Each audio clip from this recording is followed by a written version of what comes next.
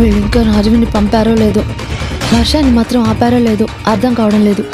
ఒకసారి దాసుకి ఫోన్ చేస్తే తెలుస్తుంది.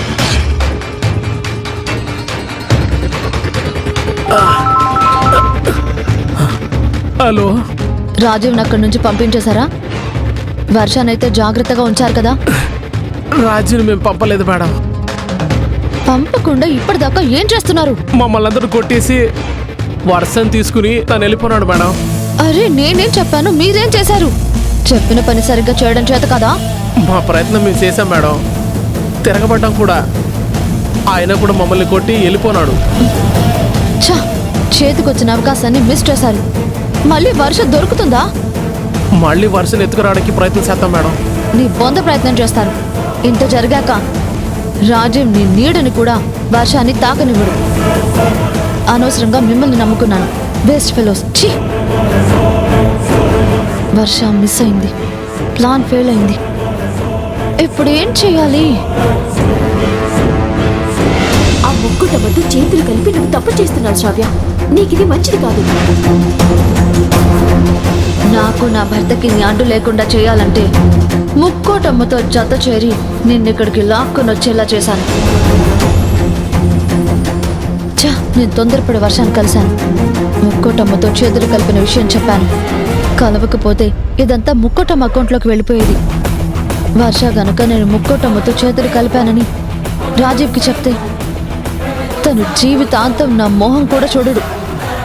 రాజీవ్ని సొంతం చేసుకోవడానికి నేను చేసిన ప్రయత్నాలన్నీ వృధా అయిపోయాయి. నీలంబరి సపోర్ట్ తీసుకుంటే తన స్వార్థం కోసం నన్ను ఉపయోగించుకుంది. ముక్కోటమ్మ పవర్ఫుల్ అనుకుంటే మాటలే తప్ప చేతులకు పనికిరాదని అర్థమైంది. కానీ వర్ష ఎప్పుడు నా గురించి చెప్తే జ్యోతిని కలుపుతానని ఇచ్చిన మాట, నేను ఆడిన నాటకం అంతా అర్థమయ్యి నన్ను అసహించుకుంటాడా? అయ్యో ఛా, ఎంత పెద్ద తప్పు చేశాను నేను ఇప్పుడు. ముందైతే రాజీ వాళ్ళకంటే ముందు నేను వైజాగ్ వెళ్తాను. తర్వాత ఏం చేయాలో అప్పుడు ఆలోచిస్తాను.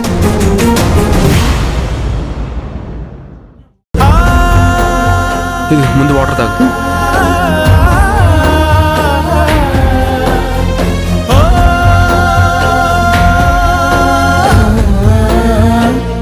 టెన్షన్ పడకు వర్ష, వాళ్ళకి మనల్ని ఏమీ చేయలేరు.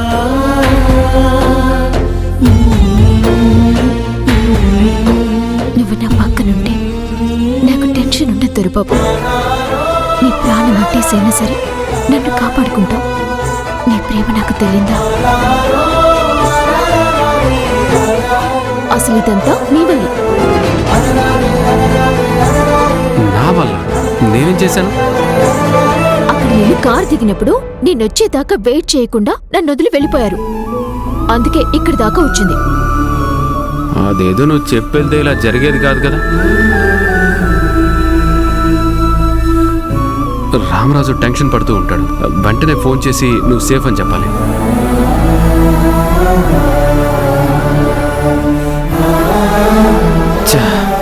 ఫోన్లో ఛార్జింగ్ లేక స్విచ్ ఆఫ్ అయిపోయింది.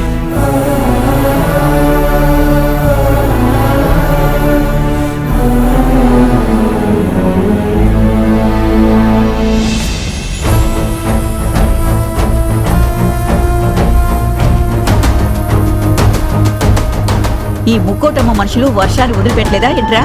ఫోన్ కూడా రాలేదు. నేను కూడా అదే టెన్షన్తో వెయిట్ చేస్తున్నాను నానమ్మా. అదేదో ముక్కోటమ్మకే ఫోన్ చేసి గట్టిగా అడగొచ్చు కదరా. మీనాక్షి ఇంకా మన దగ్గరే ఉంది కదా.